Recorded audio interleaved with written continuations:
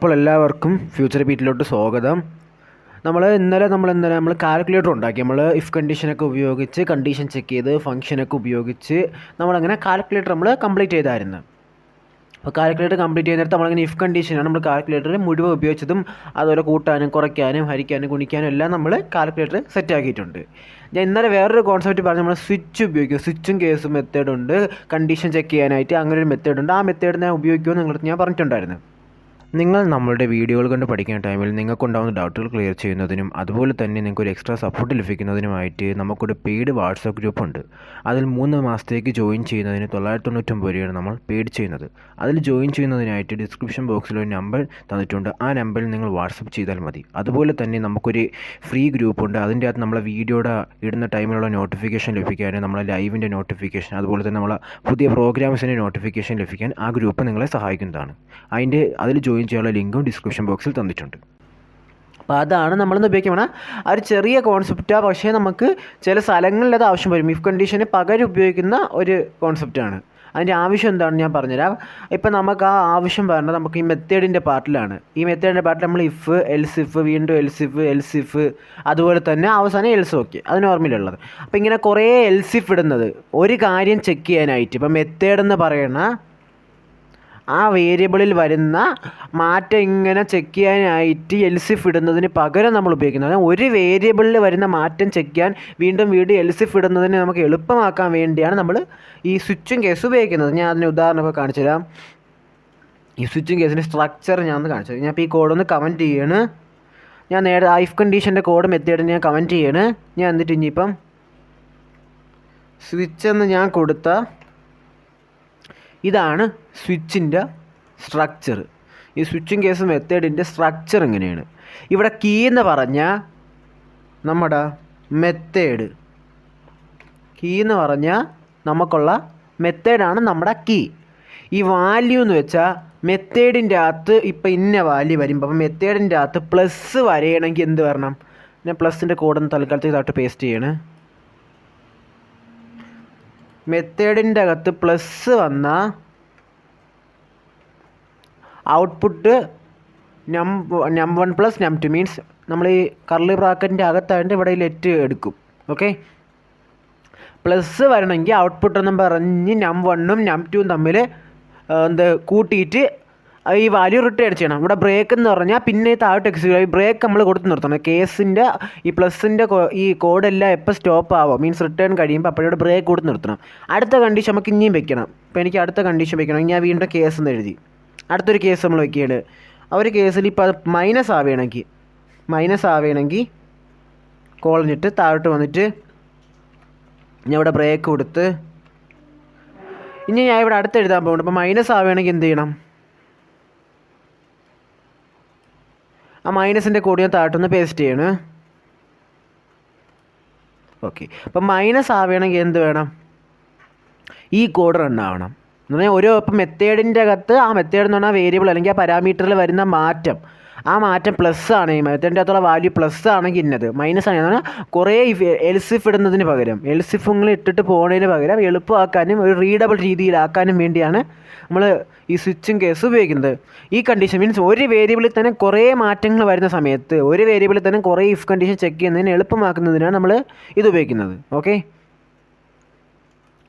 അതുപോലെ അടുത്ത കേസ് നമുക്ക് എടുക്കുകയാണ്. നമുക്ക് ഇനി അടുത്ത കേസുണ്ട്. ഇനി സ്റ്റാർ വരെയാണ്.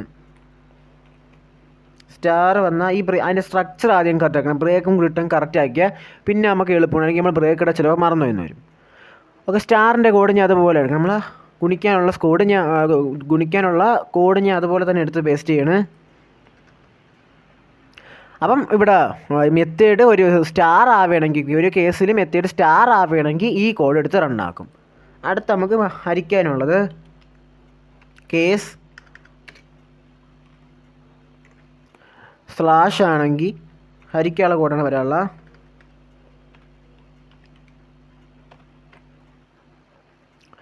അപ്പം ഞാൻ ഇപ്പോൾ ഹരിക്കാനുള്ള കോഡ് ഇടോട്ട് ഇടയാണ്.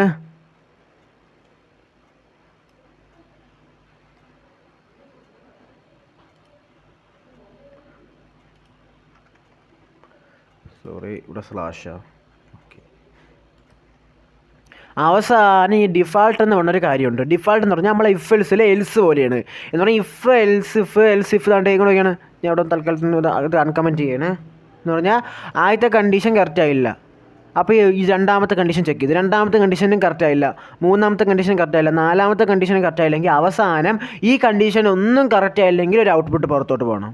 അതാണ് എൽസിൽ പറഞ്ഞത്. പറഞ്ഞാൽ ഈ കൊടുത്ത കണ്ടീഷൻ ഒന്നും ശരിയല്ലെങ്കിൽ അവസാനം ഈ കണ്ടീഷൻ ഒന്നും ശരിയല്ലെന്ന് എന്തെങ്കിലും ഒരു മെസ്സേജ് പുറത്തു പോകാൻ, അല്ലെങ്കിൽ അപ്പോൾ ഒരു കോഡ് റണ്ണാവാനുള്ള ഒരു ഡിഫാൾട്ടാണ് നമ്മൾ ഈ എൽസ് എന്ന് പറഞ്ഞാൽ. അതിന് ഇവിടെ എൽസിന് പകരമാണ് ഡിഫാൾട്ട് എന്ന് കൊടുത്തേക്കണം.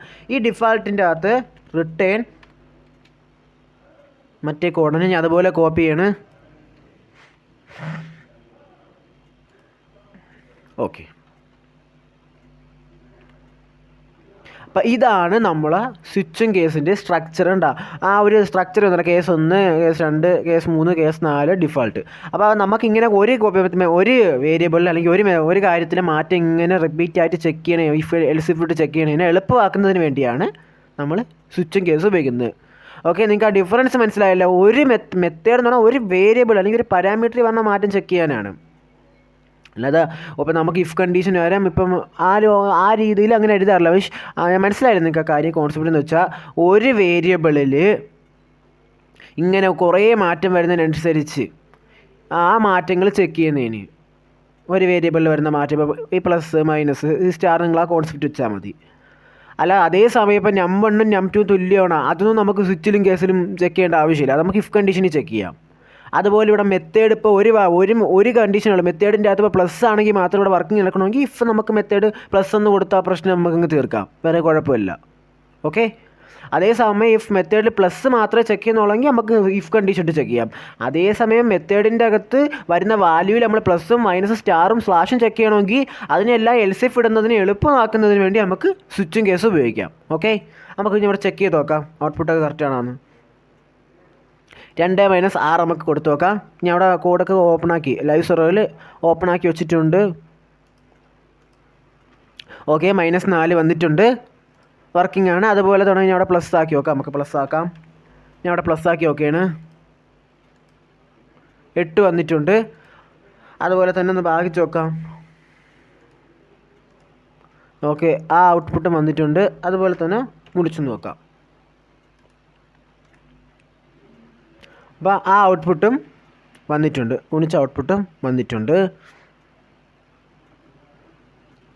സ്വിച്ചിങ് കേസ്, ഇഫ് കണ്ടീഷനും നമ്മൾ ഈ ഫംഗ്ഷൻ നമ്മളിപ്പോൾ പഠിക്കുന്ന എല്ലാ കോൺസെപ്റ്റും വളരെ പ്രധാനപ്പെട്ട കോൺസെപ്റ്റ്. ഈ ബേസിക് കോൺസെപ്റ്റ് എന്ന് പറയണമെങ്കിലും അത് ഏറ്റവും പ്രധാനപ്പെട്ട കോൺസെപ്റ്റാണ് ഈ ബേസിക് കോൺസെപ്റ്റ്.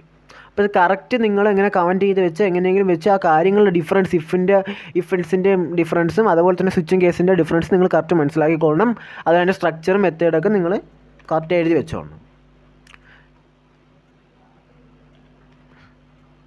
വേണമെങ്കിൽ ഡെമോയ്ക്ക് ഇപ്പോൾ നിങ്ങൾക്ക് വേണമെങ്കിൽ സ്വിച്ചിങ് കേസിൻ്റെയൊക്കെ എന്തെങ്കിലും ഇപ്പോൾ ചെക്ക് ചെയ്തു നോക്കാം. ഇപ്പോൾ തന്നെ ലെറ്റ് എ അസൈൻ 10 വേണമെങ്കിൽ ഇവിടെ നിങ്ങൾക്ക് എ എന്ന വാല്യൂ 10 ആണെങ്കിൽ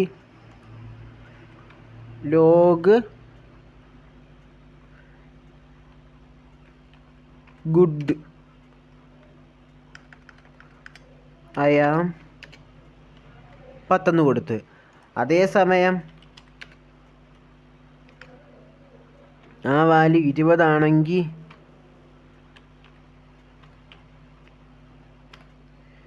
ഇവിടെ ലോഗ് ഐ ആം 20. ഇപ്പം കേസിൻ്റെ അകത്ത് അടുത്ത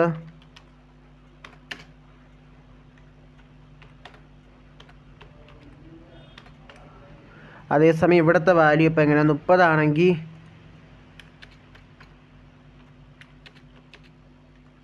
മുപ്പത്, അതുപോലെ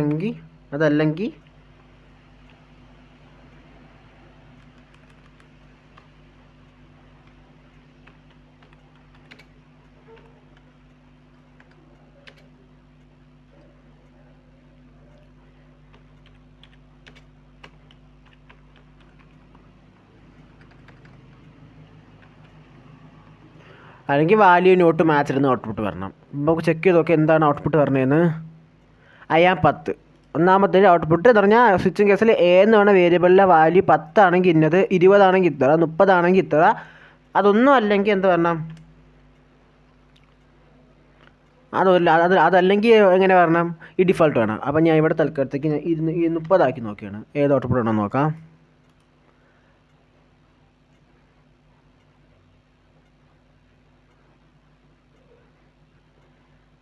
ഓക്കെ, അയാൾ 30 വന്നിട്ടുണ്ട്. അതുപോലെ തന്നെ നമുക്ക് വേണമെങ്കിൽ 20 കൂടെ ആക്കി നോക്കാം.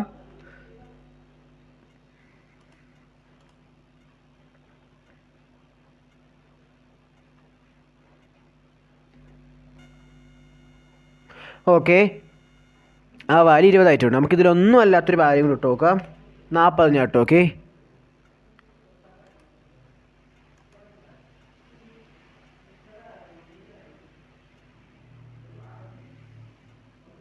വാല്യൂവിനോട്ട് മാച്ച്. അപ്പം നിങ്ങൾക്ക് മനസ്സിലായില്ല ഡിഫറൻസ് എന്താണ് ഇഫ് കണ്ടീഷൻ ഉപയോഗിക്കുന്നത് ഇത് ഉപയോഗിക്കുന്നത് തമ്മിലുള്ള വ്യത്യാസം. ഇതേ കാര്യം ഇഫ് കണ്ടീഷനിലൂടെ നിങ്ങളൊന്ന് താഴോട്ട് എഴുതി നോക്കി നിങ്ങൾക്ക് അറിയില്ല എൽസി വിട്ട് പോകുന്നത്. അപ്പോൾ ആ കാര്യം നിങ്ങൾ എഴുതി നോക്കി നിങ്ങൾക്ക് മനസ്സിലാവും. ഈ സ്വിച്ചിങ് കേസിൻ്റെ ഡിഫറൻസ് ഇപ്പോൾ തന്നെ നിങ്ങൾക്ക് മനസ്സിലായി ഞാൻ പ്രതീക്ഷിക്കുന്നുണ്ട്. അതുകൊണ്ട് വേണമെങ്കിൽ ഇത്തിരി എക്സ്ട്രാ ചെക്ക് ചെയ്ത് നോക്കണമെങ്കിൽ ഒരു എക്സ്പീരിയൻസ് ആക്കാൻ വേണമെങ്കിൽ നിങ്ങൾക്ക് വീണ്ടും ചെക്ക് ചെയ്ത് നോക്കാം. ഓക്കെ, ഈ പഠിച്ച കോൺസെപ്റ്റ് എല്ലാം നിങ്ങളെ ഇഷ്ടത്തിന് നിങ്ങൾ ഉപയോഗിക്കണം, എങ്കിലും നിങ്ങൾക്ക് ഇത് മനസ്സിലാവുള്ളൂ കേട്ടോ. നിങ്ങളേതായ ലോജിക്കിൽ നിങ്ങൾ മാറ്റിയും തിരിച്ചു ഉപയോഗിക്കണം. നിങ്ങൾ പഠിച്ചത് മനസ്സിലായി എന്ന് പറഞ്ഞ് വീഡിയോ കണ്ടിട്ട് നിർത്തിപ്പോകാതെ ആ വീഡിയോൻ്റെ 1.5 മണിക്കൂർ ആ കാര്യം തന്നെ ഇങ്ങനെ റിപ്പീറ്റ് ആയിട്ട് നിങ്ങൾ പല ലോജിക്കലി നിങ്ങളിങ്ങനെ അപ്ലൈ ചെയ്തുകൊണ്ടിരിക്കുമ്പോൾ നിങ്ങൾക്ക് ആ എക്സ്പീരിയൻസ് ആവും. പിന്നെ നിങ്ങളൊരു എന്തെങ്കിലും പ്രോബ്ലം നിങ്ങളുടെ മുമ്പിൽ വരുമ്പം ഈ കോൺസെപ്റ്റ് എല്ലാം മൈൻഡിൽ ഓട്ടോമാറ്റിക്കലി വന്നോളൂ. സ്വിച്ചിങ് കേസ് ഉപയോഗിക്കണോ അതോ ഇഫ് ഉപയോഗിക്കണോ ഉള്ളത് ആ കോൺസെപ്റ്റ് നിങ്ങൾക്ക് വന്നോളും. ഓക്കെ, അപ്പോൾ ഈ കോൺസെപ്റ്റ് എന്തായാലും അവസാനിച്ചിട്ടുണ്ട്. അപ്പോൾ വീഡിയോ കാണുന്നവരെല്ലാം വീഡിയോ ലൈക്ക് ചെയ്യണം, അതുപോലെ തന്നെ ചാനൽ സബ്സ്ക്രൈബ് ചെയ്യണം. അതുപോലെ തന്നെ എന്തെങ്കിലും ഞാൻ പഠിപ്പിക്കുന്നതിൽ ഇഷ്യൂ അല്ലെങ്കിൽ മാറ്റം വരുത്തണം അല്ലെങ്കിൽ പുതിയ ഏതെങ്കിലും കോഴ്സിനെ കുറിച്ച് നിങ്ങൾക്ക് റെക്കമെൻഡ് ഉണ്ടെങ്കിൽ അത് നിങ്ങൾ കമൻറ്റിൽ പറയണം. ഓക്കെ, അതുപോലെ തന്നെ വീഡിയോയുടെ കറക്റ്റ് നോട്ടിഫിക്കേഷൻ കറക്റ്റ് ടൈമിൽ കിട്ടണമെന്നുണ്ടെങ്കിൽ നമുക്ക് വാട്സപ്പ് ഗ്രൂപ്പുണ്ട്. ആ ഗ്രൂപ്പിൻ്റെ അകത്ത് നിങ്ങൾ ചോദിച്ചത് കറക്റ്റ് ടൈമിൽ നോട്ടിഫിക്കേഷൻ നമ്മൾ ആ പ്രോഗ്രാംസ് എല്ലാം ആ ഗ്രൂപ്പിൽ വരുന്നതാണ്. അതിൻ്റെ ലിങ്ക് എന്തായാലും ഡിസ്ക്രിപ്ഷനിൽ കൊടുത്തിട്ടുണ്ട്. അപ്പോൾ താങ്ക് യു.